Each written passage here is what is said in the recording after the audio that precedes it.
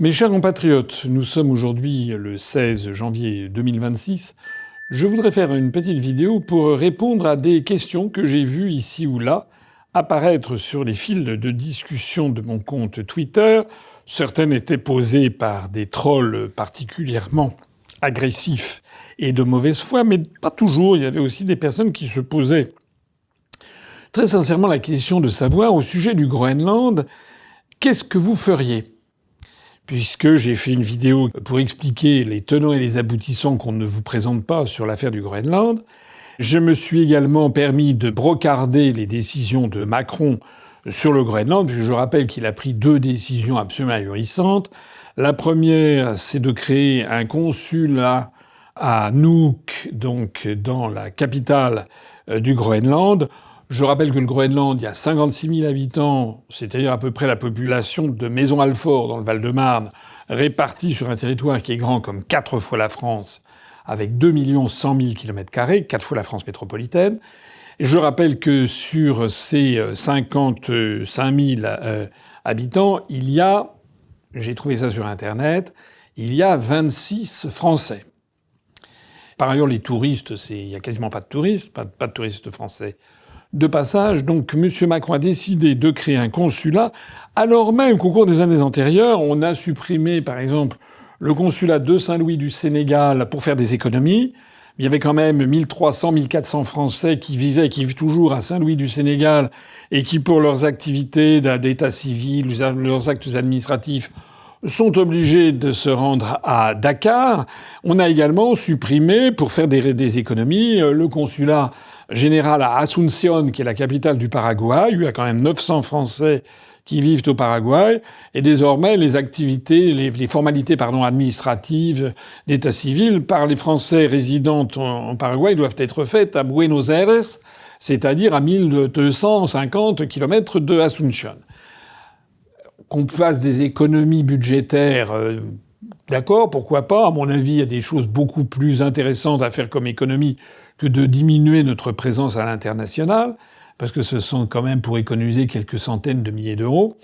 Mais le fait, dans ce contexte de vache maigre, où on coupe les crédits du ministère des Affaires étrangères, dépenser des fonds pour créer un poste de consul général au Groenland, Moi, j'ai été au Quai d'Orsay. Je peux vous dire que si dans les années 90, quelqu'un avait dans une réunion avec le ministre ou je sais pas quoi de remue-ménage pour savoir quelles sont les initiatives que la France pourrait prendre dans le monde, si quelqu'un avait jamais lancé l'idée de créer un consulat au Groenland, ça aurait été un éclat de rire général. Tout le monde aurait compris que c'était une blague. Bon.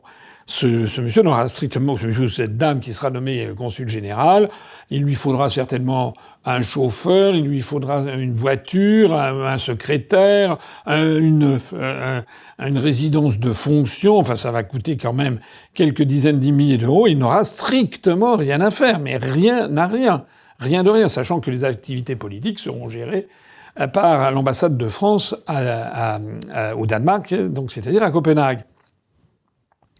Macron crée ça en se disant que ça va impressionner Trump. Par ailleurs, Macron, vous l'avez vu, a décidé d'envoyer 5 ou 10 ou 15. Il paraît que c'est 15 soldats français. Mais enfin, j'ai lu d'autres documents qui disaient qu'en fait, ce serait, dans un premier temps, c'était 5 soldats français. Voilà. Et puis, au bout du compte, ça sera 15. Et puis Macron a dit, mais ça préfigure autre chose. Très bien. Il y aura 15 soldats français avec 13 soldats allemands.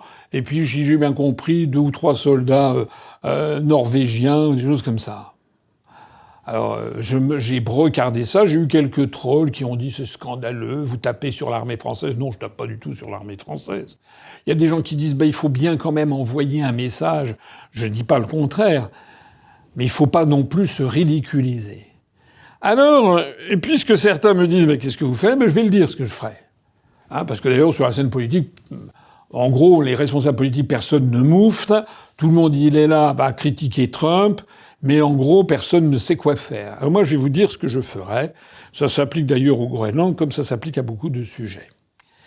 La toute première chose à faire, à mon avis, si on est chef d'État, ce que je concours pour être en 2027, La première chose à faire, c'est de s'appliquer ce proverbe qui est issu de l'Antiquité en matière médicale, qui est inclus dans le serment d'Hippocrate, primum non nocere, ce qui veut dire tout d'abord, en première chose, ne pas nuire. Voilà. La toute première chose que doit faire un responsable, un chef d'État, c'est d'abord ne pas nuire à son propre pays. Or, j'estime qu'en prenant des décisions qui sont burlesques, comme celle de créer un consulat de quelqu'un qui n'aura strictement rien à faire, ou d'envoyer 15 soldats, c'est pire que de ne rien faire. Parce que c'est se ridiculiser. On voit d'ailleurs au passage que l'un des corollaires de cette affaire de, premièrement, ne pas nuire, il y a une deuxième astreinte que doit avoir un chef d'État, c'est avoir une parfaite conscience de ses forces et de ses faiblesses, et une parfaite conscience du degré de réflexion, de renseignement, d'intelligence des partenaires ou des adversaires. Lorsque Macron envoie 15 soldats au Groenland, je suppose que dans sa petite tête, il doit se dire que ça doit impressionner Trump. Mais il est malade. Il est évident que les services de renseignement américains savent parfaitement à quoi s'en tenir sur l'état de l'armée française. Ils savent parfaitement que nous avons 2 ou 3 jours de munitions. Ils savent parfaitement que nous sommes beaucoup démunis au profit de l'Ukraine dans un conflit potentiel avec la Russie. Ils savent parfaitement que Macron a fait des roulements de mécanique en disant qu'il voulait envoyer des soldats se battre éventuellement contre la Russie pour protéger l'Ukraine. Les Américains le savent. Ils savent parfaitement que la France est un État ruiné. Ils savent parfaitement que nous avons des problèmes budgétaires insensés.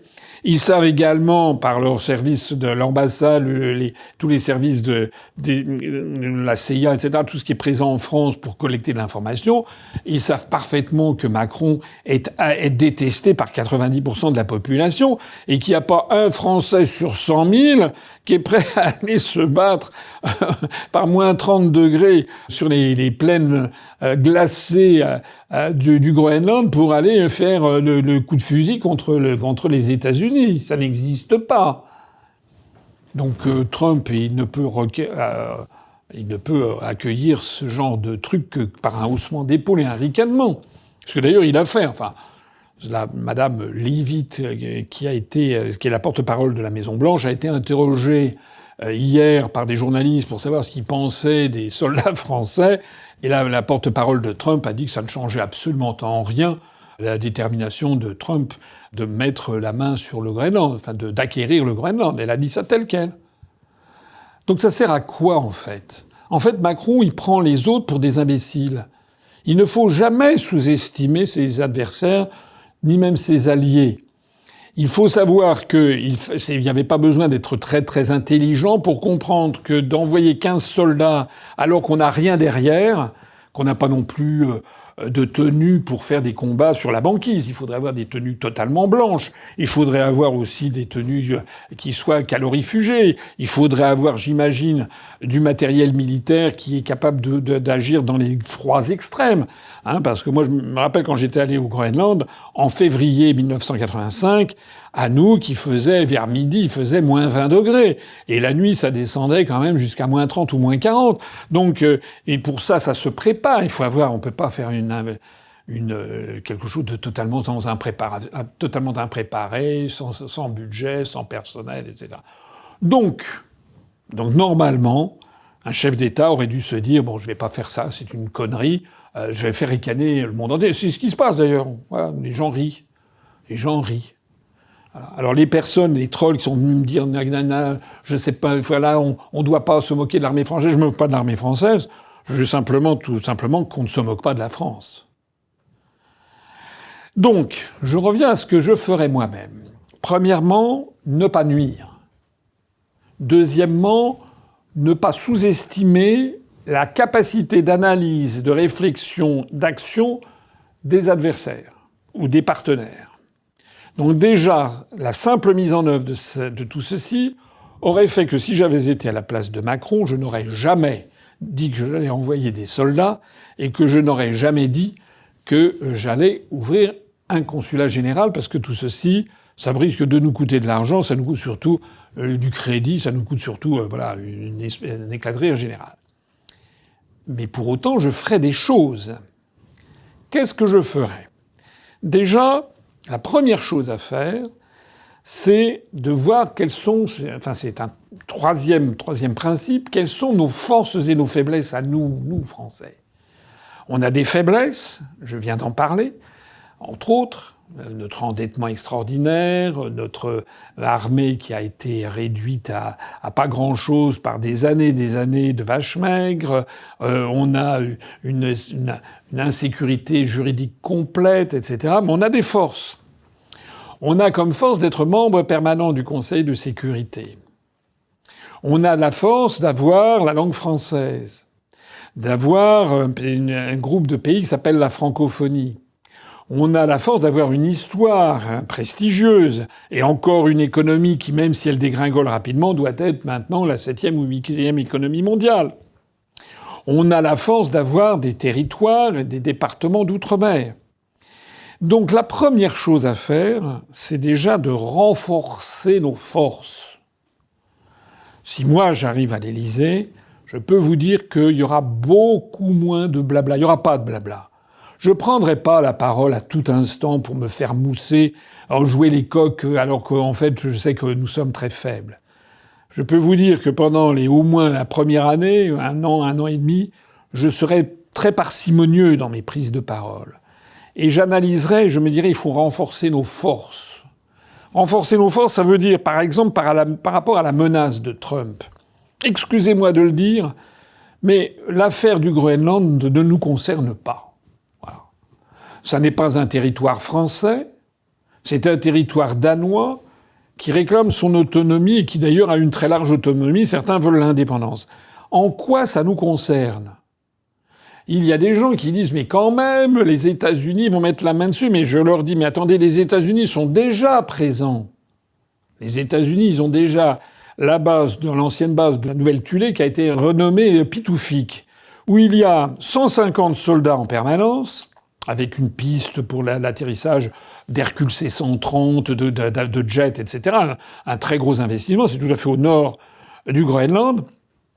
Ils ont 150 soldats en permanence, c'est une base qui, paraît-il, pourrait accueillir jusqu'à 6000 personnes. Vous avez vu, nous, avec nos 5 à 15 clampins, comment on va pouvoir tenir tête face à des gens qui sont présents sur place et qui, comme les États-Unis savent le faire, ils ont une base militaire, il y a toutes les facilités, il y a des dortoirs, je suppose, il y a un mess des officiers, il doit y avoir une cantine, il doit y avoir des trucs pour permettre aux soldats de faire du sport, de se relaxer, de la détente, de regarder des films, il y a des salles d'entraînement sportifs, il doit y avoir des salles où on doit faire du briefing, il doit y avoir des tas de choses. Voilà, et ils ont d'ailleurs un matériel qui est très en pointe, puisque c'est une base de l'Air Force, donc pour la surveillance de tout ça. Bon, donc les gens qui disent les États-Unis vont mettre la main sur le Groenland, mais ils sont déjà ceux qui assurent quasiment la sécurité. Bon. Deuxièmement, oui, des gens qui vont dire oui, mais quand même, c'est le Danemark, on doit être solidaire du Danemark, parce que le Danemark, c'est dans l'Union européenne. C'est pas à moi qu'il faut dire ça. Nous voulons sortir de l'Union européenne. Moi, je n'ai rien contre les Danois, ce sont des gens tout à fait charmants. Il se trouve que le nouveau roi actuel, Frédéric X, qui est devenu roi, qui a 53 ans, je crois, ou un petit peu plus, depuis que sa mère, la reine Margrethe, a abdiqué, c'était il y a peut-être deux ans, je ne me rappelle plus. C'est une monarchie populaire et le roi je crois que c'est la maison d'Olderburg, le roi du Danemark, il est franco-danois, puisque son père était un Français, le comte Henri de Montpezat, qui s'était marié avec la princesse Margrethe dans la fin des années 60, De Gaulle étant à l'Élysée. Bien. Je le sais. Et puis les Danois sont des gens sympathiques. Mais ce que je sais aussi, et ça ne concerne pas la monarchie, mais ça concerne le gouvernement, qui est, comme en Angleterre, le monarque britannique, comme le monarque néerlandais, supervise mais ils ne gouvernent pas. Ceux qui gouvernent, ceux qui dirigent, c'est les partis politiques et le Premier ministre. Le gouvernement danois s'est mis à quatre pattes devant les États-Unis depuis belle lurette. On a appris, j'en avais déjà parlé, je vous représente ici cet article de presse, que les Danois ont surveillé, pour le compte du gouvernement de Washington, ont surveillé les allées et venues, les dires, les conversations confidentielles des principaux responsables politiques européens, notamment, je crois, de la chancelière Merkel, notamment également, certainement de François Hollande. Enfin, je sais pas s'il y avait des choses très intéressantes d'ailleurs à écouter, mais il était quand même président de la République, de Macron. Et tout ça pour filer l'information aux Américains. Et bien en plus, ajoutons un dernier point, c'est que lorsqu'il y a eu les négociations entre l'Union européenne et le Mercosur, le Danemark, ça ne l'a pas du tout dérangé de voter en faveur de l'accord Union européenne-Mercosur, c'est-à-dire en faveur de la destruction de nos agriculteurs. Alors, on va pas se battre quand même pour un pays qui a ce concept-là de solidarité européenne. Donc moi, tout simplement, je vous le dis comme je le pense, je me fiche un peu du fait que le Groenland reste danois, ou bien devienne indépendant, ou soit américain. Voilà. En fait, ça changera finalement pas grand-chose au fait que de toute façon, c'est sous la domination américano-otanienne. En revanche, ce que je sais, c'est que nous avons intérêt, nous, à défendre nos intérêts. Et défendre nos intérêts, ça veut dire nous faire les porte-paroles du respect du droit.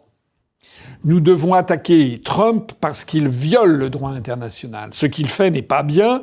Il met une pression considérable sur des populations qui n'ont pas forcément envie de devenir américaines. Il semble qu'elles ne le veuillent pas. Et donc, ceci est absolument interdit au regard du droit international. Et donc, j'aurais été à la place de Macron, eh bien, j'aurais invoqué le droit et j'aurais demandé une réunion du Conseil de sécurité. Et comme j'aurais été à la place de Macron, comme je n'aurais pas participé à l'acharnement contre la Russie, comme nous serions restés en bons termes avec la Russie, comme nous serions en bons termes avec la Chine, eh bien la France, avec une présidence Asselineau, nous serions 3 membres permanents au Conseil de sécurité pour aller déposer un appel devant le Conseil de sécurité, une discussion immédiate sur la situation au Groenland. Je peux vous dire que les États-Unis l'auraient quand même vu. Et tous les pays du monde l'auraient vu. Mais pour faire ça, pour rappeler la primauté du droit international, encore faut-il être logique. Et donc je n'aurais jamais fait ce qu'a fait Macron, c'est-à-dire d'approuver l'intervention de Trump au Venezuela quelques jours avant. C'est extraordinaire. C'est-à-dire que 3-4 jours avant, Trump intervient au Venezuela en piétinant le droit international. Et Macron a dit bravo, bravo, il soutenait, mais il n'a même pas eu ce réflexe de dire attendez, vous violez le droit international. Donc Macron a tout faux, en fait. Il aurait dû, d'une part, critiquer le fait que les États-Unis bafouaient le droit international au Venezuela, pour pouvoir mieux le dire également au Groenland, et ceci aurait eu plus d'impact que dans le monde entier que d'ouvrir un consulat à Nuuk. Et puis c'est pas tout. Moi, je défendrais nos intérêts. Or, les intérêts de la France en ce moment, c'est pas le Groenland, hein. On s'en fiche. Moi, ce qui me préoccupe, ce sont nos compatriotes qui sont situés dans la zone des Amériques. On a Saint-Pierre-et-Miquelon. Un département, une collectivité, pardon. C'est une collectivité d'outre-mer française, avec 6000 compatriotes, qui est adossée, qui est juste au sud de l'île de la terre de Terre-Neuve. Donc, dans l'ensemble du Canada. Mais moi, je suis inquiet. A priori, c'est pas un enjeu géopolitique considérable, mais quand même. Donc moi, les 15 soldats, plutôt que de les envoyer au Groenland, moi, je les aurais envoyés à Saint-Pierre-et-Miquelon. D'ailleurs, au passage, Saint-Pierre-et-Miquelon, c'est tout petit, 15 soldats français sur place, ça aurait été plus approprié, si j'ose dire, que 15 soldats sur une superficie glacée qui est grande que 4 fois la France. Mais j'aurais fait autre chose. J'aurais envoyé également des militaires dans nos départements d'outre-mer de la Caraïbe, avec évidemment la Guadeloupe, et puis les îles, la Désirade, la Marie-Galante, avec les dépendances de Saint-Martin et de Saint-Barthélemy. J'aurais également envoyé des soldats en Martinique et j'aurais envoyé des soldats en plus grand nombre en Guyane. Pour montrer que la France ne transigera pas sur ses propres possessions. Parce que c'est ça qui est important. Nous ne transigerons pas sur nos possessions. Je pense que l'intérêt de Trump pour les Antilles françaises et Saint-Pierre-et-Miquelon est assez faible. Donc je ne le pense pas. En tout cas, il ne se heurterait, il hésiterait certainement, il ne le fera pas, de s'attaquer à ces possessions françaises si la France surtout montre qu'elle est très présente et qu'elle renforce non seulement d'ailleurs des militaires, mais il faut aussi avoir du matériel. Il faut avoir des vedettes qui surveillent la zone économique exclusive, qui surveillent également les éventuels trafics avec des petits, soit avec des navires qui font une espèce de go fast, c'est-à-dire vont très rapidement, soit avec des petits avions qui font du trafic de drogue en provenance de Colombie, du Venezuela, etc. Mais je serai beaucoup plus présent en Guyane. Parce que la Guyane, ça, c'est un gros morceau. Et la Guyane, comme vous le savez, c'est le plus grand département français. C'est un département qui est extrêmement important à bien des égards. D'abord par sa superficie. Deuxièmement, par le fait que ça repose sur des mines d'or très importantes qui ne sont pas exploitées. Il y a eu des projets d'exploitation qui n'ont pas encore débouché parce qu'il y a des risques de pollution importantes. Mais c'est un bloc aurifère. Et au prix de l'or aujourd'hui, c'est un magot qui se chiffre certainement en milliards d'euros. Et moi, je ne fais pas confiance à Donald Trump. Je me dis que les mêmes arguments qu'il évoque à l'égard du Groenland pourraient être évoqués à l'égard de la Guyane française. En matière stratégique, nous avons le pas de tir de Kourou. J'ai déjà eu l'occasion de le rappeler. C'est quelque chose qui est un atout fondamental puisque pour tirer des fusées dans l'espace, il vaut mieux, ça n'est pas un impératif obligatoire, mais il est quand même plus facile, il vaut mieux être le plus proche possible, avoir un pas de tir le plus proche possible de l'équateur. C'est justement pour ça qu'a été créé le pas de tir de Kourou. On sait également que la Guyane, ici ou là, il y a des réserves aurifères considérables. On sait qu'il y a aussi certainement des réserves en bois tropicaux qui peuvent être intéressantes. On sait aussi, ça a été découvert, qu'au large de la Guyane française, dans la zone économique exclusive, il y a certainement des ressources en hydrocarbures qui sont tout à fait intéressantes. Donc tout ça, c'est un véritable trésor du patrimoine français, à la fois des Français de métropole et de nos compatriotes qui sont guyanais. J'ajoute au passage que, en renforçant notre présence là-bas, j'aurais dégagé, et pas depuis hier, depuis que j'aurais été à l'Élysée, je l'ai déjà dit sur l'outre-mer français, j'aurais dégagé des fonds très significatifs pour améliorer substantiellement la présence de la France, le niveau de vie de nos compatriotes guyanais. Il n'est pas normal que nous n'ayons toujours pas une route qui aille de Saint-Laurent-du-Maroni jusqu'à Maripasoula, qui est tout à fait au sud, le long de la frontière avec le Suriname. Il n'est pas normal que nous ayons des carences en matière d'établissements scolaires, en matière d'établissements hospitaliers, en matière d'ailleurs d'infrastructures de façon plus générale. Il n'est pas normal qu'on n'ait pas également eu toute une réflexion menée à son terme pour y développer la présence touristique, pour créer des emplois pour les Guyanais. Cette présence française sur place, plus elle sera importante, plus elle dissuaderait Trump ou un successeur de Trump de vouloir mettre la main sur la Guyane. Donc moi, plutôt que de m'intéresser au Groenland, je m'intéresserais à préserver les atouts de la France sur place. Et d'ailleurs, comme j'ai eu l'occasion de le dire, je ne limiterai pas cet effort de notre outre-mer français au simple continent américain, même si la doctrine Monroe, comme j'ai déjà eu l'occasion de l'expliquer, fait que nos départements et territoires français, qui sont ceux de Saint-Pierre-et-Miquelon, Martinique, Guadeloupe et Guyane, sont particulièrement exposés, puisque ce sont des vestiges de la colonisation d'un pays européen dans la zone américaine, justement ce dont ne voulait plus le président Monroe en 1823. Mais, de la même façon, j'augmenterai notre présence de façon tout à fait significative, notamment en Nouvelle-Calédonie, à Wallis et Futuna, mais surtout en Nouvelle-Calédonie et en Polynésie française. Il y a actuellement une carence considérable en matière de surveillance de notre zone économique exclusive. sauf erreur de ma part, on doit avoir une frégate pour couvrir cet océan gigantesque. Elle doit représenter peut-être une superficie qui représente peut-être, je sais pas, 30% de la superficie du globe. Il faut donc avoir une présence beaucoup plus insignificative. C'est pas des sommes mirobolantes d'ailleurs.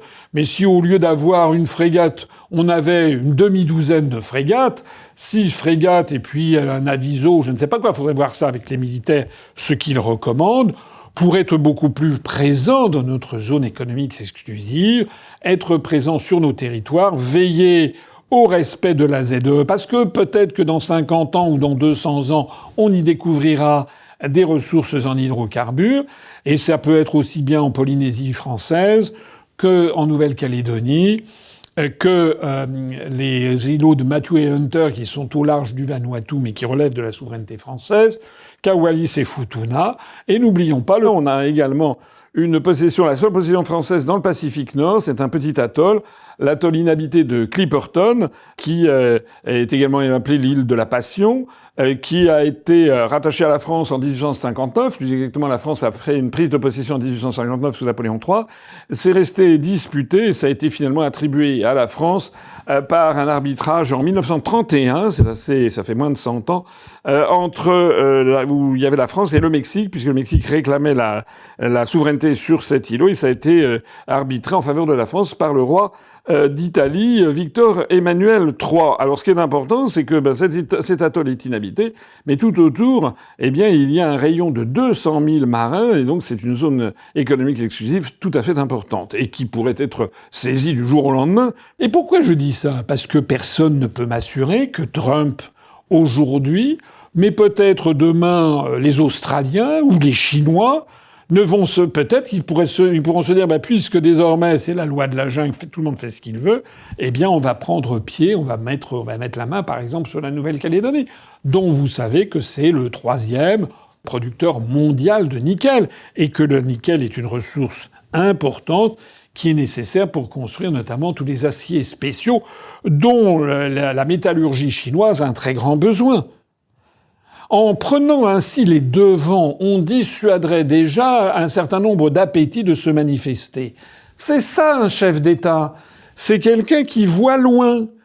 Moi, je me fichais perdument du Groenland, parce que de toute façon, c'est dans la zone d'influence américaine. Mais moi, je vois loin, et je me dis, voilà ce que nous devons faire. J'en profiterai, bien sûr, pour avoir un plan de réarmement, et tout ceci se serait fait dès 2017 d'ailleurs, sans que je passe mon temps à aller sur les plateaux de télé pour dire tout et n'importe quoi.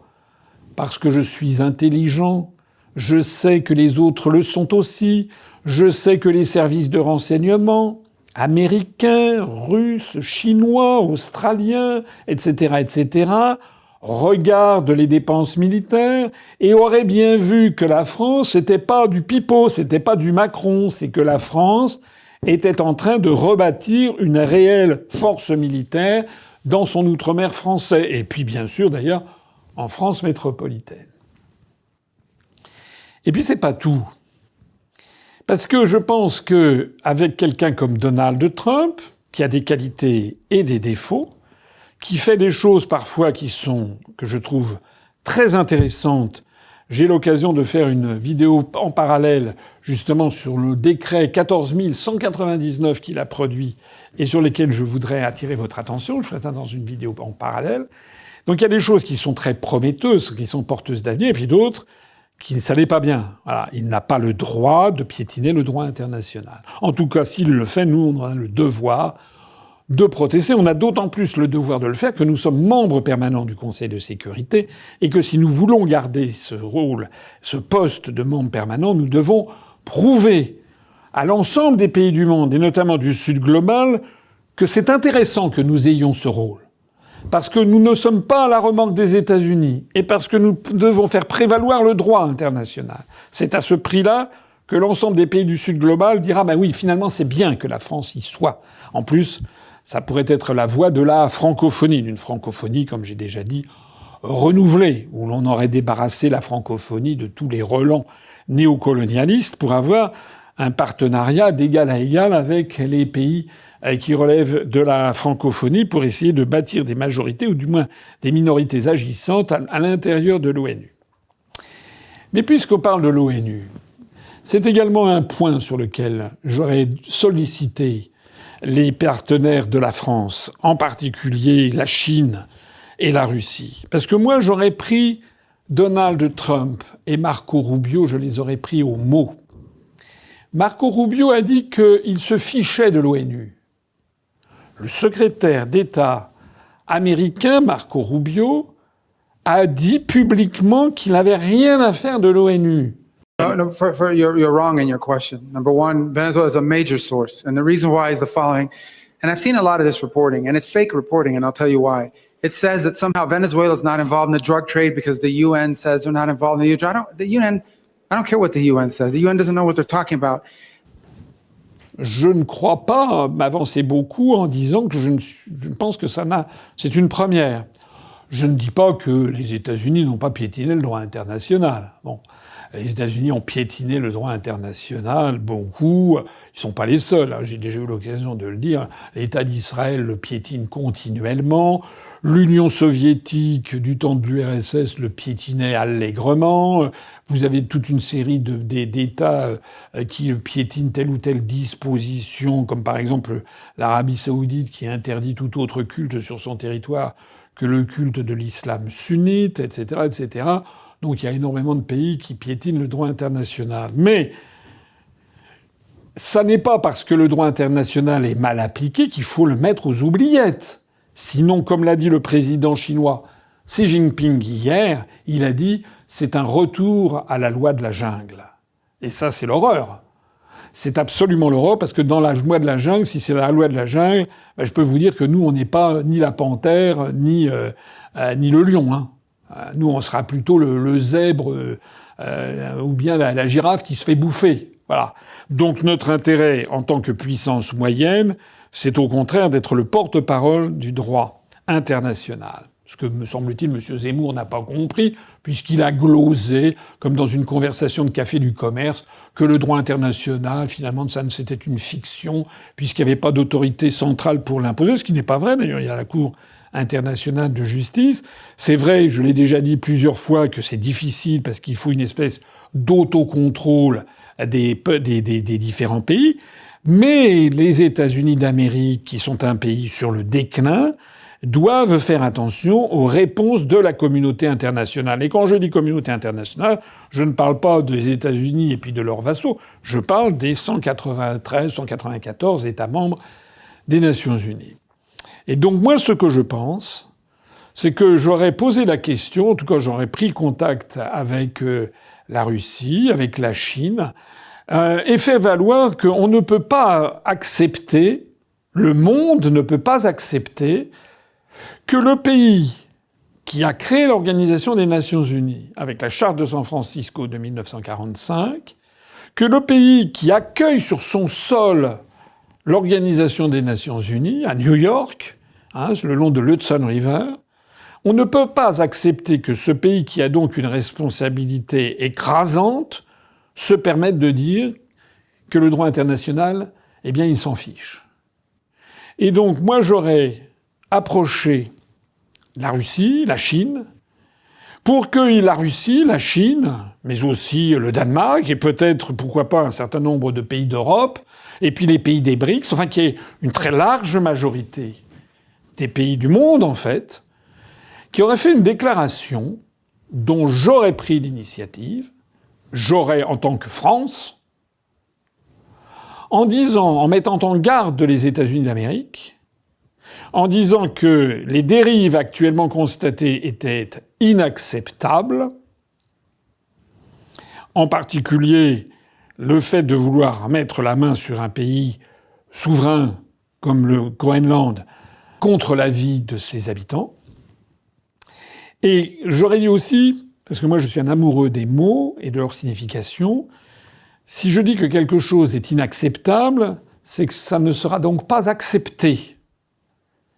Parce qu'on voit on voit que des ministres depuis des années qui défilent, Macron, les premiers ministres, les ministres de l'Intérieur, c'est totalement inacceptable, puis ils acceptent tout en fait. Bon. Donc c'est complètement galvaudé. Moi, je dirais, il faut que la communauté internationale des nations dise aux États-Unis que ce qu'ils font est inacceptable, et donc au sens fort de l'adjectif inacceptable, ça ne sera donc pas accepté. Et pour que ça ne soit pas accepté, eh bien, j'aurais pris contact avec donc tous les pays membres des Nations Unies en faisant une déclaration solennelle que si d'aventure les États-Unis mettaient la main sur le Groenland, tous les États signataires se retireraient instantanément, du moins se mettraient aux abonnés absents de l'ONU et créeraient une autre ONU, une structure, dans le cadre des BRICS par exemple, et se réuniraient ailleurs qu'aux États-Unis. J'aurais même proposé, puisque moi je propose que nous sortions de l'Union européenne, nous avons des locaux qui seront libres à Strasbourg, des locaux phénoménaux, même monstrueux du Parlement européen de Strasbourg, qui pourraient siéger et qui pourraient accueillir, par exemple, l'ONU. Alors soit l'ONU à titre provisoire, si on reste dans l'ONU, mais l'ONU renonce à siéger aux États-Unis, soit si d'aventure ça se crispait, bien on sort de l'ONU et on crée une nouvelle structure dans le cadre des BRICS, dont je rappelle que j'avais sollicité que la France devienne au minimum membre observateur dans un premier temps avant de devenir membre permanent. Voilà. Je peux vous dire que les États-Unis, s'ils commencent à se rendre compte que le siège permanent de l'ONU, qui participe du prestige mondial des États-Unis, va leur filer sous le nez et va être désormais situé en France. D'ailleurs, ça aurait pu aussi ne pas être en France. Moi, je lance l'idée de la France parce que la France, normalement, telle qu'elle était dirigée par de Gaulle, était une puissance qui pouvait fédérer tout le monde. Moi, si j'arrive à l'Élysée, je ferai la France de Gaulle. Une France qui serait en bon terme avec la Russie, la Chine, le Brésil, les pays européens, les pays d'Afrique, ce qu'avait fait de Gaulle. Un pays sorti de son aplaventrisme vis-à-vis des États-Unis. Dans ce cas-là, je pense que les pays du monde trouveraient convenance à se réunir avec une ONU qui se situerait à Strasbourg dans des locaux qui sont tout près. De la même façon que les négociations de paix entre les Viet Cong et puis les États-Unis d'Amérique pour la fin de la guerre du Vietnam, après avoir tergiversé, avoir passé en revue une cinquantaine de capitales du monde, et bien finalement tout le monde était tombé d'accord que ces négociations de paix auraient lieu à Paris, puisque Paris était la seule capitale qui était acceptable à la fois par les États-Unis, par le Sud-Vietnam, par les Viet Cong et puis accessoirement par la Russie et par la Chine. Et donc, nous ferions cette proposition.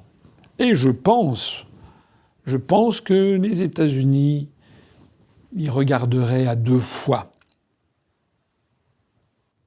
Voilà ce que j'aurais fait. Et je peux vous dire que ça aurait une toute autre allure. Vraiment.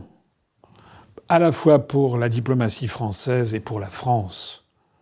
D'apparaître ainsi comme le porte-parole indomptable de la liberté des peuples et des nations, un pays qui veut rester ami d'ailleurs avec le peuple américain, mais qui sait dire non quand il exagère. Et tout ceci ne nous aurait pratiquement rien coûté, tout ceci nous aurait valu un prestige considérable dans le monde. Ce serait le grand retour de la France que tant de peuples à travers le monde apprécient et dont ils espèrent justement le retour. Vive le retour à la souveraineté et à l'indépendance nationale, et vive la France. Merci de soutenir l'UPR pour continuer le travail d'émancipation entrepris depuis 18 ans par François Asselineau. Vos dons sont essentiels, votre mobilisation aussi.